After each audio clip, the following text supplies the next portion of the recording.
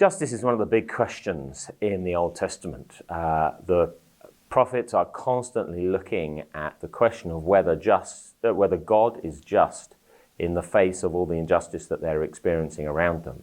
And the Psalms answer that question unequivocally, that God is just and right and fair. One of the greatest kings that Judah had was King Josiah. And Josiah is commended in the book of Kings and the book of Proverbs for all his fantastic religious reforms. But when the prophet Jeremiah is comparing Josiah with his sons, Jeremiah says this in Jeremiah chapter 22. He says, "Your father did what was right and just. He defended the cause of the poor and the needy.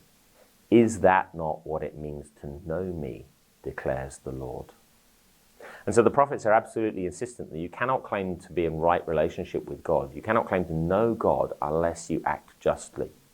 Indeed, the prophet Zechariah, looking back after the exile and trying to explain to the people why the exile had happened, says that God had called the people of Israel to act justly and to protect the widow and the orphan.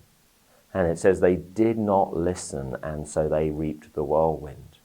So the Old Testament is full of information about how important justice is to God and how God holds nations and individuals accountable for acting justly.